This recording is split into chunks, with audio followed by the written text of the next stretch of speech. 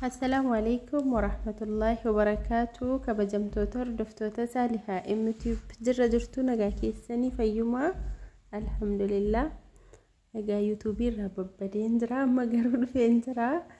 Akkuma argaa jirtanuu mana lama isinii qabadhee dhufeen jira. Safara isaa, gatii isaa, biyya isaa, hunduma isaa, keessa isaa, waa hunda isaa kan waliin ilaallu ta'a. Xumura video kanatti na waliin tura akkasuma like godha namoota mana barbaadaniif share godha isiniin jechuu barbaada. Egaa kan argaa jirtan kuni manni kuni guutumaa guutuutti bolokkeettiidhaan kan inni ijaarame mana haaraadha erga ijaarame reef waggaa tokko mana bareedaa kan ta'edha jechuudha. Bakara alasaa qalamii qofadha kan inni hafu jechuudha. Qalamii qofatti hin dibamne malee wanti hundi xumuramee namni keessa jiraataa jira. Akkuma argitanu balballi isaallee baay'ee tokko bareeda.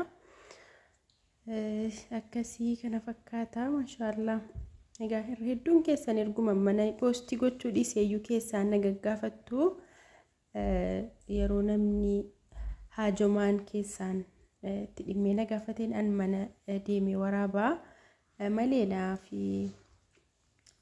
hojii mana taabii qofa ta'ennaan bicuu achi badaa itran jiru. Akkasuma ganna yeroo ta'us yeroon bahuu bokkaan roobaa akkasitti na rakkisee naanan dhiisee jidduudhaan jechuudha inshaallah. Akkasii egaa manni kuni kaaree 200 wayii 200 qofa miti 200 irra bicuu wayii jira.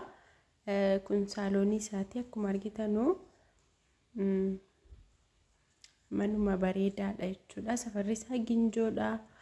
Safara bareedaa gatiin isaas illee isinitti himaa. Akkuma argitanu kun saaloonii isaati. Egaa viidiyoon ni dheerata maaliif seeraan sirriitti ilaaluu qabdan gatii ta'e jennaaniin qassedhee waraaba jechuudha. Egaa kun saaloonii isaati bal'aadha maan jedhu kun immoo koolidariidha. Anna namoonni mana bitachuu barbaadanii namoonni maatii amansiisuu dandeessan jechuudha. Irra guddaan maatiidha. Maatiin gara ofiitiin bituu jedhee waan isin filattanii bitachuu jettan ishiin jedhu jechuudha. Anna karaa lamaanii nullaffaasisinaati yookiin karaa maatii yookiin karaa kana jechuun karaa kana yoo ta'es maatiin dirqama dhufee ilaalee isinii kaffaluun garuu immoo yeroo kan maatii bakkeedhuma qofaan aluma isaa footoo yookiin viidiyoo kaasanii yeroo isin erganii itti amantanii bittu. Yeroo keenya garuu akka kana girgiddaa isaa lafa isaa keessa isaa waa hunda isaa akka kanaan viidiyoo goonee isin erginaa garaa isiniin gahu namoota hunda miti jechuudha. Namoonni tokko tokko kan maatii immoo bakka afaanumaan iyyuu isinitti naannii amantu. Kanaaf isa kanallee ijaan argitanii waan ijaan argitanii afaaniin illee yeroo isinitti himamu amanuu dandeessu jechuudha.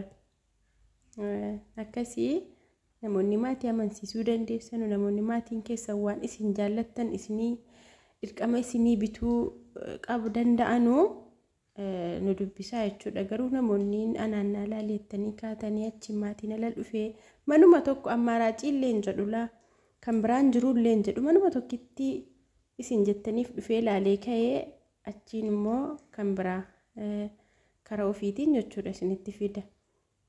Kanaaf karaa kanaan nallaffaasisiin dura maatii keessa amansiisaati. Namoonni mana barbaadan manni guutee jira. Manni gurgurtaaf kaa'amee akkuma argitan kun manyita kichiinii isaati.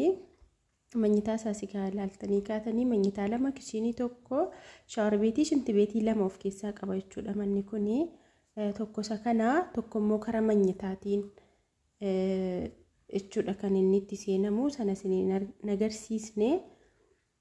Kun kan manyitaa isa lammaffaa kan ijoolleeti. Kun immoo boroosaati. Akkuma argitanu boroosaallee sarbisii laa'irraan ulee kana sarbisii naqachuu dandeessu siin qorqorroo suni shinti beetii isaati.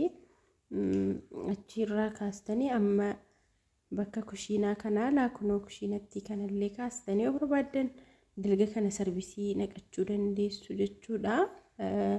Bakkeedhaan paarkiingii qaba. Gahaadhuma gaa. Akkasii kana fakkaata gatiin mana kanaa miliyoona 5.5 miliyoona 5,500 jechuudha.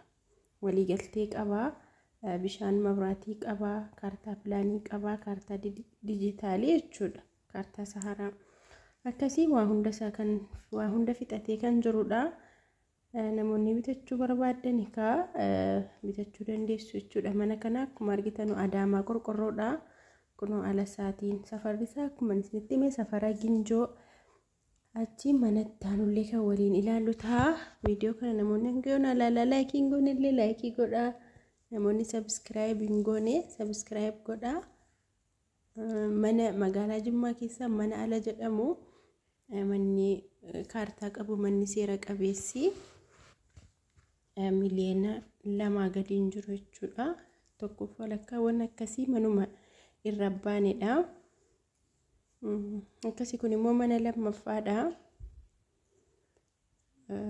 Keessa isaa hunduma isaas illee kan waliin ilaallu ta'a. Kunis guutumaan guutuutti bolokkeettiin kan ijaaramedha. Xiqqoo fuulduraan bootaan qabdu malee manni si bareedduudha. Wanni makiinaawwan akkasii dhaabbachuu barbaadan paarkingii siituu hin gahu.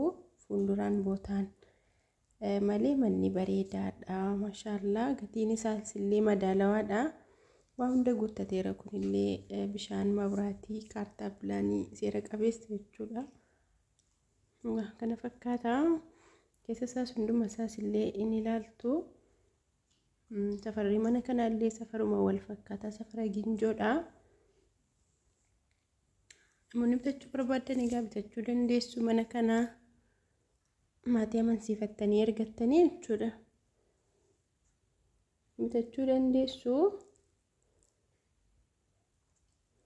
Ani amma YouTube irratti viidiyoo maxxansurraan nama keessaan dhufe sirriitti keessummeessaa manallee ittiin agarsiisa. Garuu YouTube irra yeroo hunda viidiyoon gadhiisu. Inshaallah yoo Rabbi jedhee gannis baara bokkaanis camaara. Bahee kana mana isiniif waraabu ta'a inshaallah. Akkasii hordoftoota koo akkuma argitan kun saaloonii isaati. Kun immoo koolidarii isaati. Egaa walumaa galatti kun manyitaa isaati. Manyitaa isaa keessa isaa hin banamne. Sun shaawar beetii shinti beetii isaati. Egaa kana fakkaata walumaa galatti manni kun gatiin isaa miliyoona 4. Namoonni bitachuu barbaadan bitachuu dandeessu. Lakkoofsa asirratti argamuun WhatsApp, Telegraamiidhaan nuqunnamaa. Hanga viidiyoo biraatii walitti deebinutti nagaa Rabbii keessa nuuf turaa. Wassalamu alaikum warahmatullahi wabarakatuh.